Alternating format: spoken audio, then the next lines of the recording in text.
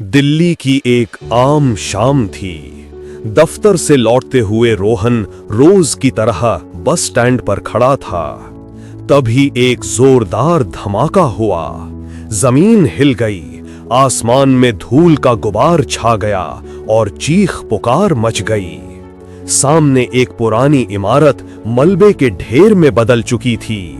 हर तरफ अफरा तफरी और डर का माहौल था। रोहन भी सहम गया था।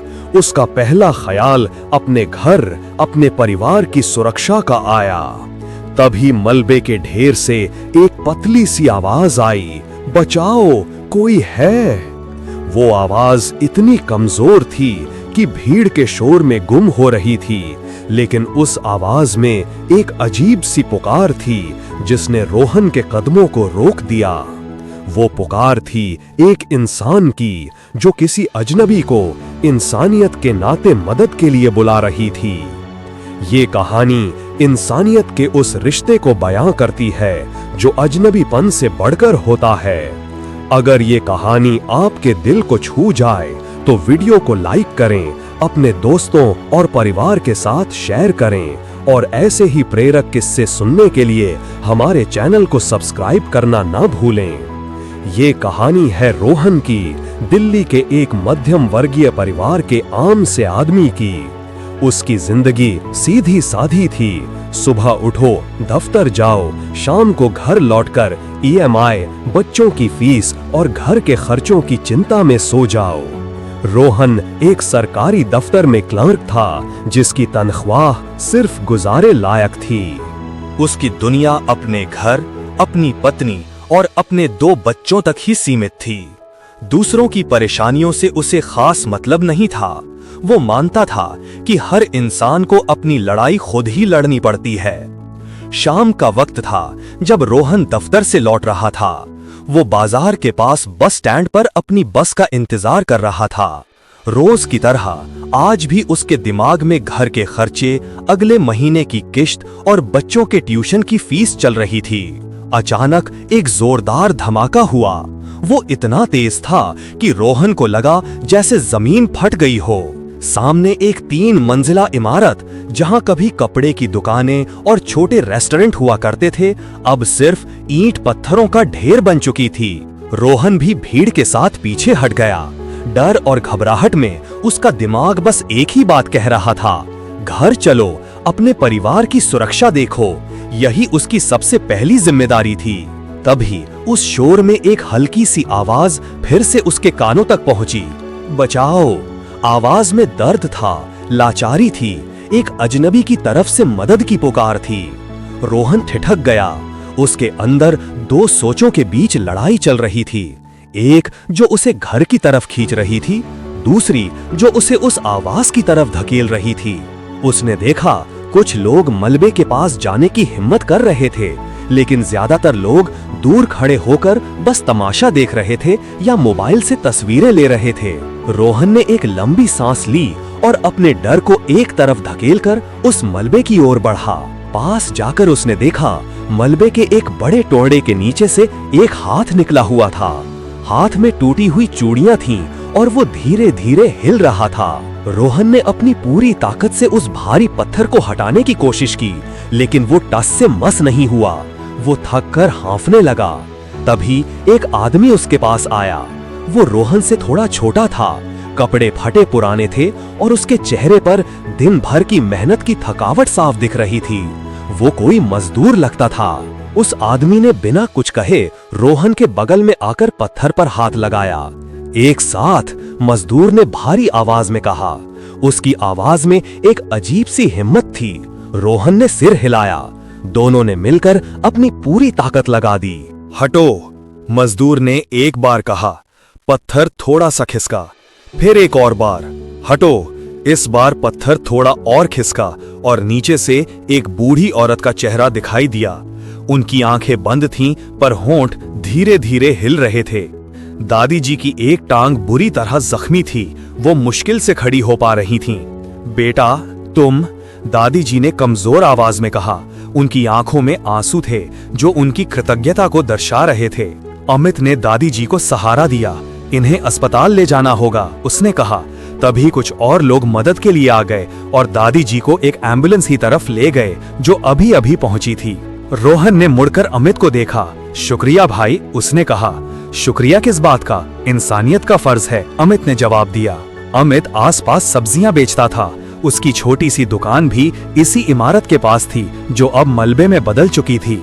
उसका भी सब कुछ तबाह हो चुका था, लेकिन उसके चेहरे पर अपने नुकसान का कोई दुख नहीं था, बस मदद करने की एक जिद थी। मलबे के ढेर से अभी भी दबी हुई आवाजें आ रही थीं। फायर ब्रिगेड और बचाव टीमें भी पहुंच चुकी थीं, पर मलबे का ढेर इतना बड़ा था कि काम बहुत धीरे चल रहा था। रोहन और अमित ने एक दूसरे की तरफ देखा। उनके बीच कोई लंबी बातचीत नहीं हुई थी, पर एक पल में ही वे एक गहरे रिश्ते में बंध चुके थे। वे जानते थे कि उन्हें और लोगों की मदद करनी है। वे दोनों मलबे के एक और हिस्से की तरफ बढ़े, जहां से एक बच्चे के रोने की आवाज आ रही थी। आवाज बहुत अंदर से आ रही थी और वहां तक पहुंचना बहुत मुश्किल लग रहा था। बचाव कर्मी भी उस तरफ जाने की कोशिश कर रहे थे, पर रास्ता बहुत संकरा और खतरनाक था। यहाँ से शायद कोई छोटा रास्ता बन सकता है, अमित ने एक जगह की तरफ इशारा करते हुए कहा। अगर हम ये ईंटें हटा दें। रोहन ने देखा, रास्ता बहुत तंग था और ऊपर से कुछ और मलबा गिरने का खतरा था। उन्होंने मिलकर छोटी ईंटें और पत्थर हटाने शुरू किए। उनके हाथ छिल गए, कपड़े फट गए, पर वे रुके नहीं। वक्त गुजरता जा रहा था और बच्चे की आवाज कमजोर होती जा रही थी। करीब 1 घंटे की मेहनत के बाद उन्होंने एक ऐसा रास्ता बना लिया जिसमें से कोई पतला आदमी मुश्किल से ही अंदर जा सकता था। मैं जाता हूँ, अमित ने कहा। नहीं, मैं जाता हूँ, रोहन ने कहा। तुम बाहर से सहारा देना, अगर कुछ गिरा तो तुम मुझे खींच लेना। अमित ने रोहन को देखा। उसकी आंखों में एक पल के लिए चिंता आई, पर फिर उसने सिर हिला दिया। ठीक है, पर बहुत ध्यान से, मैं बाहर से सब संभालूंगा। रोहन ने एक गहरी सांस ली और उस संकरे रास्ते में घुस गया। अंदर अंधेरा था, धूल भरी हवा थी और हर तरफ मलबे की गंध थी। उसे लगा जैसे उसकी सांस घुट रही हो। वह धीरे धीरे रेंगता हुआ आगे बढ़ा। हर कदम पर डर था कि कहीं ऊपर से कुछ गिर न जाए। उसे अपने बच्चों का, अपनी पत्नी का ख्याल आया, पर फिर उसे बच्चे के रोने की आवाज सुनाई दी जो अब बहुत पास थी। उस आवाज ने उसके डर को कम कर दिया और उसे एक ताकत दी। थोड़ी देर बाद उसे एक छोटा सा हाथ दिखाई दिया। हाथ में एक खिलौना था जो मिट्टी से सना हुआ था। रोहन ने हिम्मत करके आवाज दी, बेटा मैं हूं, डरो मत। बच्चा रोना बंद कर दिया और धीरे से हाथ हिलाया।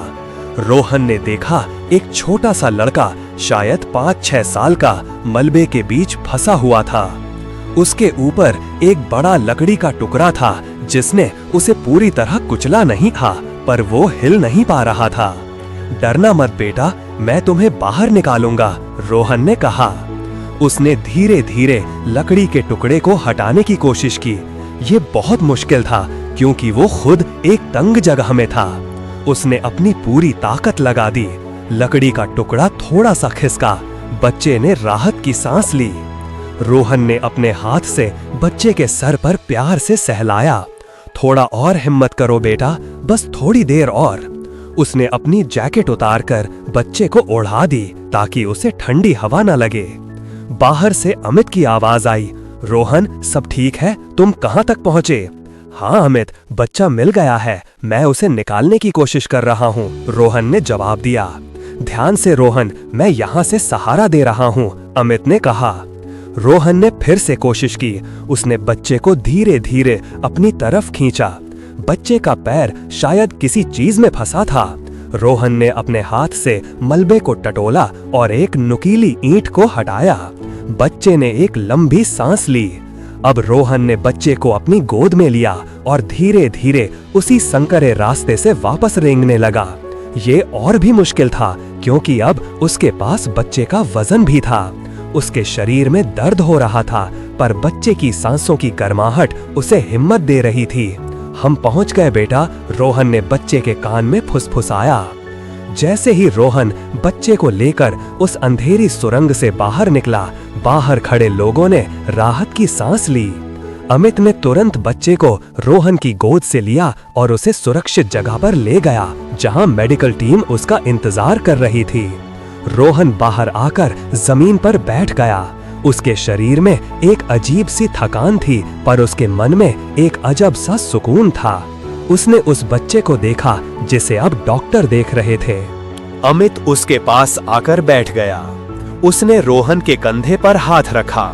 शाबाश भाई, तुमने कमाल कर दिया। रोहन ने अमित की तरफ देखा। अमित के चेहरे पर भी धूल और थकावट थी, पर उसकी आंखों में एक चमक थी। वे दोनों अजनबी थे, पर इस पल में वे एक दूसरे को किसी पुराने दोस्त से भी ज्यादा समझते थे। उन्होंने मिलकर एक जिंदगी बचाई थी और इस अनुभव ने उन्हें हमेशा के लिए जोड़ दिया था। रात गहरी हो चुकी थी। बचाव कार्य अभी भी जारी था, पर अब ज्यादातर लोग सुरक्षित निकाल लिए गए थे। रोहन और अमित ने एक दूसरे को अलविदा कहा। उनके पास कहने के लिए ज्यादा शब्द नहीं थे, बस एक गहरी नजर, एक मौन समझ। अमित ने कहा, कभी जरूरत पड़े तो याद करना भाई। रोहन ने सिर हिलाया। उन्हें पता था कि वे शायद फिर कभी न मिलें, पर उनके बीच जो रिश्ता बना था वो किसी भी नाम से परे था। रोहन जब घर पहुंचा तो उसकी पत्नी और बच्चे बहुत चिंतित थे। उसने उन्हें सारी बात बताई। उसकी पत्नी ने उसे गले लगा लिया। रोहन ने उस रात चैन की नींद सोई। अगले दिन जब वो दफ्तर गया तो उसे सब कुछ बदला हुआ लगा। उसकी ईएमआई की चिंता, बच्चों की फीस की फिक्र, सब कुछ छोटा लगने लगा। उसे एहसास हुआ कि जिंदगी सिर्फ अपने लिए जीने का नाम नहीं है। असली खुशी और संतुष्टि दूसरों के काम आने में है।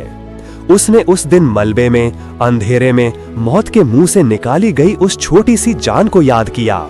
उसे अमित की निस्वार्थ भावना याद आई। दादी जी की आंखों में दिखी कृतज्ञता याद आई।